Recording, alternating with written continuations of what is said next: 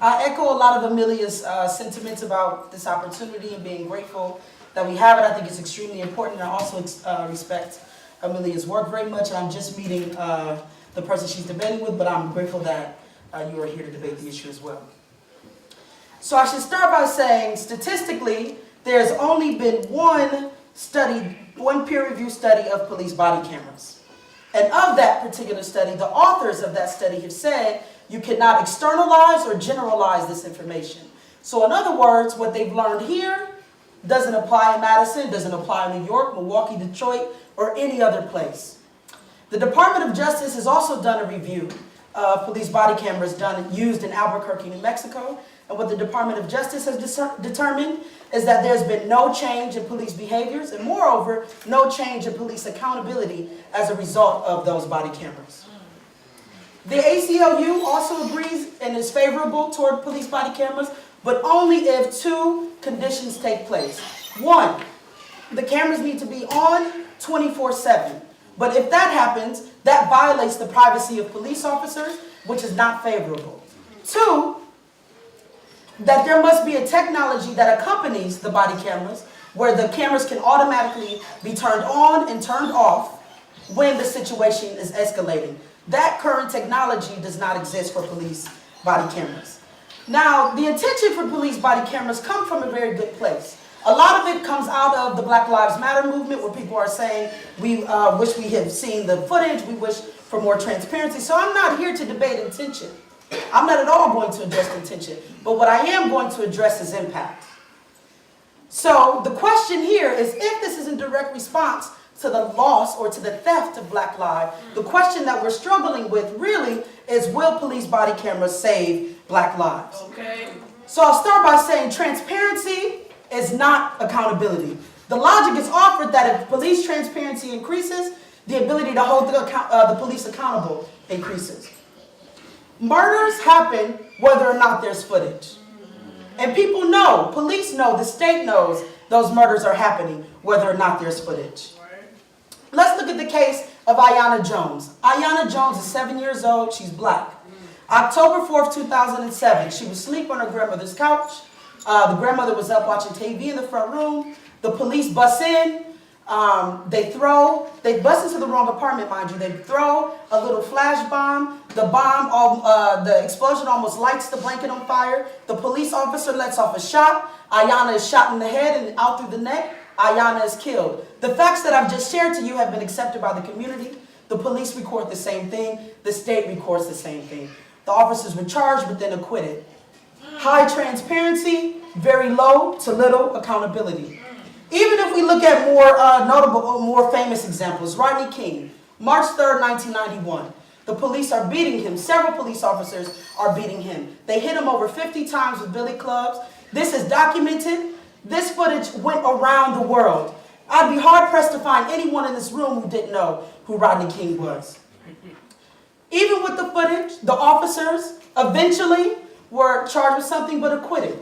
Right? So this is an example. Very high transparency. There's no question what happened. There's little accountability. Once again, police body cameras would not change the situation, nor will they save Black lives. More recent examples, John Crawford, August 5th, 2014. A 22-year-old Black man is in Walmart. He's walking down the aisle. There's a pellet gun. He picks it up. He's walking in Walmart. He's still shopping. The police come in, shoot, and kill him viciously. This is caught on camera. Walmart has cameras. There's no question as to what happened here. This is not an issue of transparency. Here we have high-level transparency, very low accountability. Transparency does not equal accountability. Tamir Rice, November 22nd, 2014. A 12-year-old Black boy was outside playing with a pellet gun, or a little toy gun. The police roll up, shoot, and kill him viciously.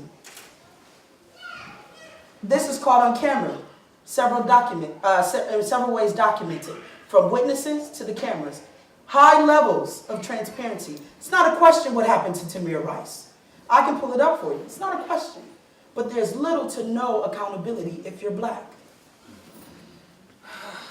To further illustrate this point, I'd like to play a clip.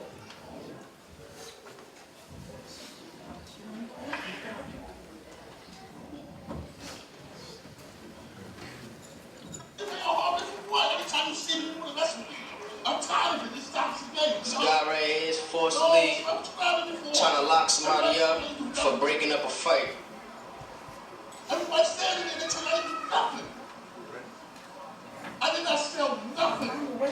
Because every time you see me, you want to harass me, you want to stop me, you want to sit there. I'm minding my business, officer. I'm minding my business. Please just leave me alone. I told you the last time, please just leave me alone. Please don't touch me. Don't touch me. Hold on. Don't touch me, please. Do not touch me.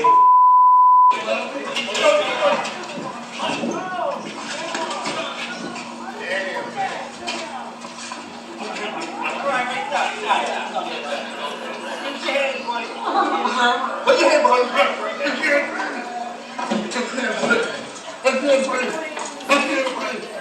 I can't breathe. Once again, police beating up on people.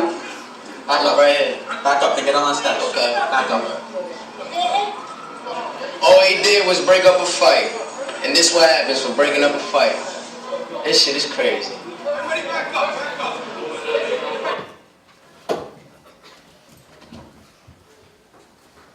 So that is the case of Eric Garner, a 43-year-old man, middle of last year, was murdered, as you see before you.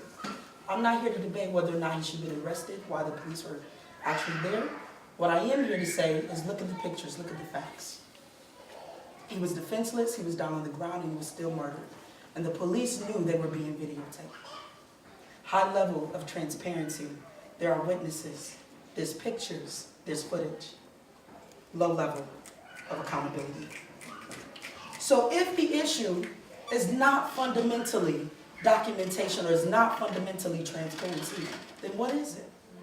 The gap is power. Come on now. We as communities do not have the ability to hold police accountable for violence and for the things that are happening to us. So I propose that the root issue of what we really need to be working out or really need to be dealing with is to figure out how we as communities can shift power of accountability from the police, monitoring the police, to communities. Come on. I believe if we do that, then we will see full justice for Eric Garner, for Aiyana Jones, and also Paul Heenan. That's the one thing that I can say. If we do that, there will be justice.